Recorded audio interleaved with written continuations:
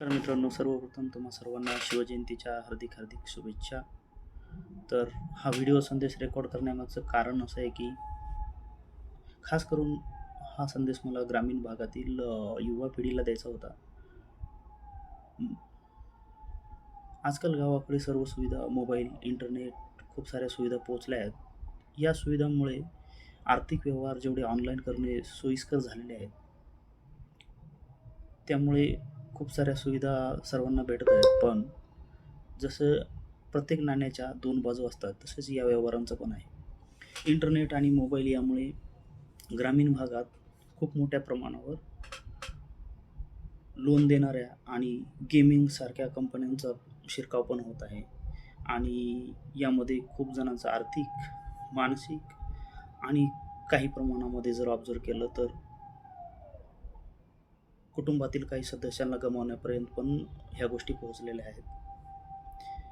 तेव्हा या बाबीबद्दल ज्ञान घेणं आणि व्यवहार कसे सांभाळावेत, काय नाही, ह्या गोष्टी शिकणं आजकाल खूप गरजेचं झालेलं आहे.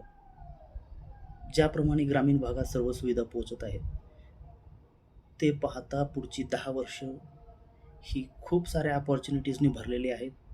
आणि यामध्ये जो आपले आर्थिक व्यवहार योग्यरित्या सांभाळेल, तो खूप प्रगती करू शकेल. तेव्हा फक्त श्रीमंत दिसण्यासाठी किंवा दिसणाऱ्या श्रीमंतीच्या मागे लागू नका. मी काल परवा सहजच बजाज फायनान्स या कंपनीचा अभ्यास करत असताना मला असं आढळून आलं की बजाज कंपनीचा जो ॲव्हरेज ग्रामीण भागातील तिकीट साईज आहे EMI म्हणजे आपल्या हप्त्याचा, तो 39,000 आहे. आणि हा इतका मोठा आहे आकडा. तो ॲव्हरेज आहे, कोणाचा 10,000 असेल, कोणाचा 50,000 असेल. पण कित्येक लोकांच्या मासिक उत्पन्नापेक्षा पण हा आकडा खूप मोठा आहे. आणि असे EMI भरताना मग एखाद्या महिन्यात समजा उत्पन्न कमी झालं, तर तो भरता येत नाही आहे म्हणून खूप सारे लोक क्रेडिट कार्डाचा वापर करत आहेत. जे की क्रेडिट कार्डाचा वापर करणं खूप घातक आहे. मला माहिती आहे, तुम्हाला वाटतं की आपण 45 दिवसाच्या आधी हे पैसे भरू. पण क्रेडिट कार्डाच्या कंपन्या ह्या 40% जास्त व्याजदर लावतात. म्हणजे समजा 1,00,000 घेतले तर त्याला महिन्याला, वर्षाला 40,000 पेक्षा जास्त इंटरेस्ट पे करावा लागतो आहे.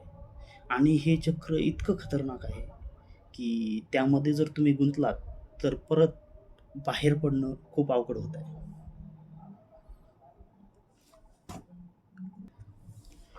माझ्या अनुभवानुसार आपली पिढी ही खूप मागच्या पिढीपेक्षा शिकलेली आहे. आणि तरीही आपल्या मागच्या पिढीचे जे पैशासोबतचे व्यवहार आणि त्यांचा संयम पाहता मला वाटतं की आपली पिढी ही खूप कमी संयमी आहे आणि जास्त कर्जबाजारी झालेली आहे. तेव्हा सर्वांनी थोडं विचार करून कर्ज घेताना पण विचार करून घ्या की कर्जाच्या बाबतीत मी एक अट सांगू इच्छितो की समजा तुमचं जो उत्पन्न आहे, त्या उत्पन्नाच्या 40% पेक्षा जास्त तुमचा EMI कधीच झालेला नाही पाहिजे. ठीक आहे. आज शिवजयंतीच्या निमित्तानं मला वाटतं की महाराजांकडून जर तुम्हाला एखादा गुण शिकायचाच असेल, तर तो आर्थिक नियोजनाचा शिकावा.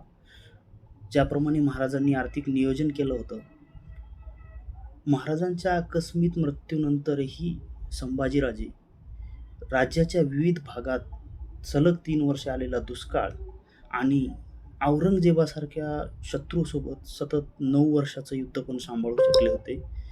आणि आपण इथे एखाद्या महिन्याचा EMI पण सांभाळू शकत नाही आहे. तेव्हा मित्रांनो, नीट विचार करा, काळजी घ्या आणि आर्थिक बाबीबद्दल ज्ञान घ्या. जिथे मिळेल तिथे शिका. शिकण्यासाठी आपल्यासाठी खूप साऱ्या सुविधा उपलब्ध आहेत. मोबाईल आणि इंटरनेट सुविधाचा चांगला वापर करा आणि आर्थिक स्वातंत्र्य मिळवा. ह्याच तुम्हाला माझ्यातर्फे शिवजयंतीच्या शुभेच्छा असतील. धन्यवाद.